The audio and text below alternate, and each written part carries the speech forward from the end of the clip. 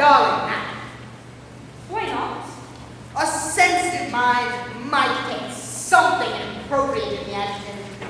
But I always call him darling whenever I write to him. Besides, I feel sure that you would feel hurt if I admitted doing so on this occasion. Perhaps you're right. We cannot too scrupulously avoid it, would be. Darling Ethelbert, you will be interested to hear that since you left for Scotland on Thursday last, I have decided to run away with Alfred. No, you cannot have forgotten the promises we made to each other on our wedding day. I am not referring to those we made publicly during the wedding ceremony, but to our own private understanding that each of us should be entirely free and untraveled, provided that the other's health and comfort were not interfered with. You would have reason to complain only if I had insisted upon bringing Alfred home with me. That's logic, isn't it? Yes, feminine logic. And that is all Ethelbert has any right to expect from you. How do you listen? I don't. That is the difficulty. At any rate, Fancy, you have made it clear to Ethelbert that you're left. That is all that is essential. You have only to wrap it up now. But how? Yours faithfully? Why not? Yours formally. But Ethelbert is so sensitive. I dare say I should like to find out something kind. You will be glad to hear we're having an awfully jolly time here. I doubt whether Ethelbert would be glad to hear it. Then something chatty or discussing. The Cosmopolitan is an exceedingly nice hotel. It has no fewer than 250 rooms, each furnished with all modern conveniences. Ethelbert would hardly care for such details besides. I do not think the Cosmopolitan to be such a nice hotel. It is an exceedingly expensive one. Let us endeavor to extract as much enjoyment out of it as possible. I should have much preferred the Grand Rendezvous. The Grand Rendezvous is, if possible, still more expensive. And why does that matter? For you, little or nothing, it is I who have to pay the bill. Alfred, you have the soul of a stockbroker. Don't lie to me. I sometimes don't die. If I had realized how useless you'd be in an emergency, I doubt whether I would have run away with you. My dear Benson, I did not run away with you in order to conduct your correspondence. You should have advertised for a private secretary. I'd hoped to be something more to you than that. It is quite impossible for me to finish this letter here. I'm going to my room. Why? This room is far too crowded. It is not a quarrel, I trust, Benson. Certainly not. I hope I have much tact to quarrel with you on the first day of our elopement. When shall I see you? The last post goes at midnight.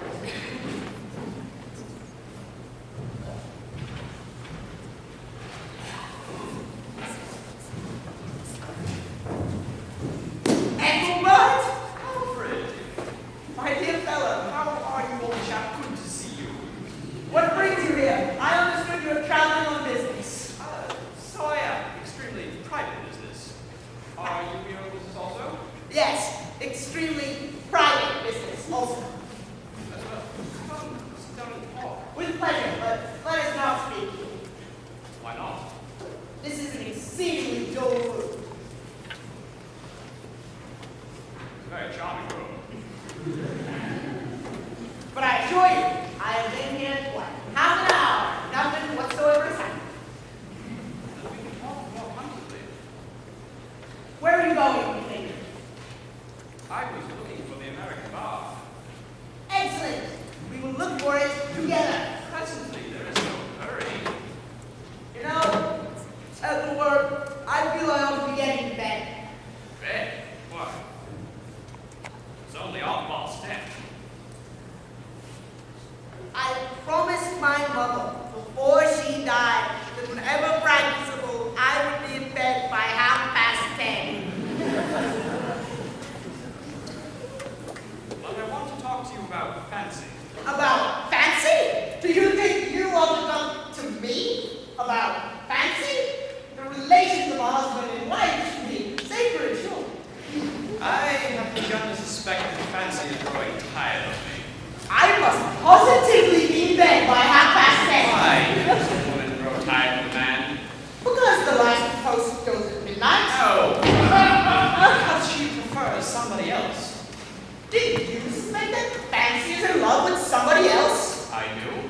Well, who is he? I have no idea. I wish I had. Don't you think you would be much happier if you would remain in ignorance? Oh, I am not thinking of myself. I am thinking of him. Thee? Yes, I should like to warn him. What? I'm afraid Fancy will be running away with the poor fellow. Why do you call him a poor fellow? Fancy is so terribly extravagant. She spends money like water, especially when it's not her own. Have you found that out yourself? Of course. And so would you if you've been married to her for as long as I have. Candidly, I'm afraid she'll ruin the poor fellow. But what has that got to do with you? I hope I am a humane person, Alfred. I would not see my worst enemy reduced to the workhouse. And this poor fellow may be one of my friends. I should be intensely sorry if I were to see one of my friends ruin himself for the sake of my wife. She's not worth it. In my experience, very few women are. Ethelbert, forgive me if I point out that you are not looking at this affair in the proper way. Oh? And in what way do you consider that I ought to look at it? Are you saying that you are not indignant in the least at the idea of another man eloping with your wife? Not in the least. You should be, that's all. When I married Fancy, we arranged to leave each other completely free. I am a gentleman. You cannot have me break my word. It is inconceivable. Without any shred of moral responsibility. You ought to be ashamed of yourself. I very often am, aren't you? Certainly not.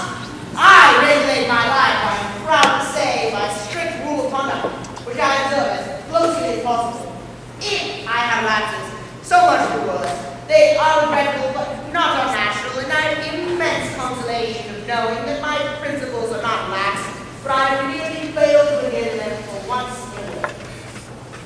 Believe me, Alfred, it is a mistake to have too many principles. And why is that? Because if you have too many, you cannot possibly adhere to them all. I content myself with one only.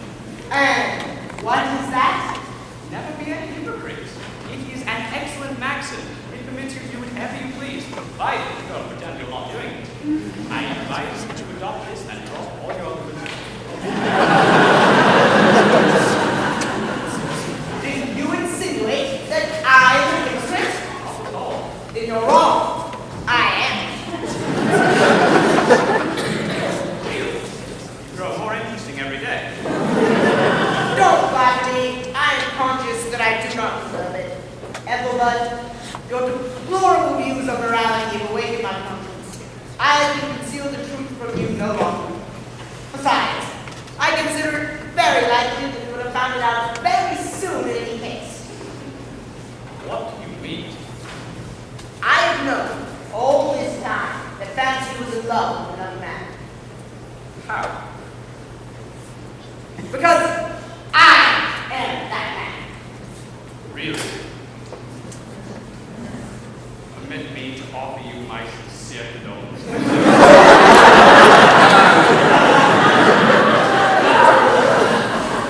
Thank you.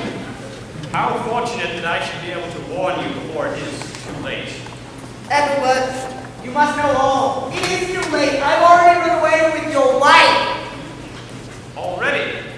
When did it happen? This morning. This morning. Then, Yes, you're right. Fancy is in this hotel at the present moment. upon my soul, Alfred, this is most unfriendly of you. Go on. I'm conscious that I've managed all your impressions. I call it grossly indelicate that you should bring my wife to marry yourself, which I say. I don't. We did not know you were staying here. You don't suppose we chose it for that reason, do you? We thought you were in Scotland. Ah, true. I did go to Scotland. I spoke without reflecting. I beg your pardon. No. Well, and how do you get along with Fancy?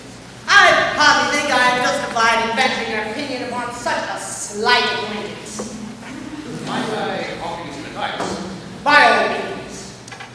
If you're going to succeed in managing Fancy, you have to put your foot down at once. Put my foot down? spent today? £750. I thought so. Fancy bought a motor car this afternoon. She will buy another tomorrow. But I can't afford it. How will you succeed in curbing her extravagance? I threatened to advertise in the papers that I should not be responsible for any debts contracted by my wife. But since she's not my wife, I can't do that now.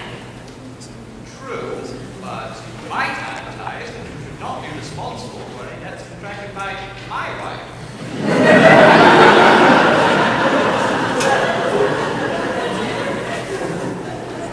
That would be a little pointed, don't you think? Perhaps it's No, Ethelbert, there's only one way out of this difficulty. I shall resign Fancy. not on any account. No, Ethelbert, I cannot allow you to outbid me in generosity. I shall go find Fancy and bring her to you. For heaven's sake, don't tell my wife I am staying here. Why not? Because I am not alone. Not alone? Her name is Delia. Ethelbert! Well, Alfred, You shot me bravely. you are very thin-skinned. Have you forgotten already what errand brought you to this hotel in the first place? There is no reason why you should make my lapse an excuse for your own. Have you thought of your wife? She need never know, unless you tell her. I thought you and Fancy agreed to leave each other entirely free. We give each other our word of honor. Then why do you conceal the truth from her? Fancy is not a gentleman. She is a woman who does not understand the meaning of honor. You are trifling. I regret to say, Ethelbert, that I shall consider it my duty to inform your wife of the sort of deplorable figures of me. So be it. Far be it from me to try and induce you to the contrary to the dictates of your conscience. Ethelbert, Fancy. how fortunate. I can give you this letter now. I will save it with this stamp. Thank you. I will destroy the letter. Oh, why did you do that? It took me such a long time to write it. I am already aware of its contents. You have told him, Alfred? Yes? Then, Ethelbert, may I ask what you are doing here? I consider it grossly inevitable for you to follow us about like this. You wouldn't like it yourself. Ethelbert has not followed us. He has come here for a reason of his own. A reason of his own. Yes. How can I tell you? Her name is Debbie. Ethelbert! How dare you! My dear Fancy, you remember what we arranged. I don't care what we arranged. You have had the bad taste to prefer another woman to me. I shall never forgive you. Fancy, listen. I shall not listen. I don't want to hear a single word about her. Where did you meet her? She was staying at my hotel in Edinburgh. That was no reason why you should have spoken to her. I didn't. She spoke to me, sitting at adjoining tables in the winter garden. She dropped a handkerchief, a glove. How did you know? Never mind. Of course I picked it up. And what did she say to you? She said, do you know you've got most delightfully wicked eyes? That was okay. Really, Bertie, this is too bad. I've been looking for you all over this hotel. This, I presume, is the lady in question. My dear Delia, I am exceedingly sorry that I have entertained, but this lady is an old acquaintance. She is, in fact, my wife. Indeed. So, you are his wife? As it happens. I'm very glad to meet you. If only to have the opportunity of complaining about the way you trained your husband. I did not train him. That's just right now. Under the circumstances, I can forgive his leaving me alone in the lounge of a strange hotel. But his table manners are frankly unsatisfactory.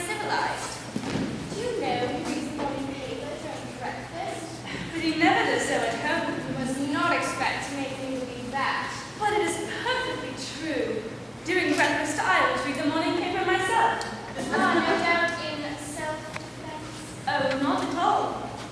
I suppose one can never know anything in time, even to Bertie's like breakfast conversation.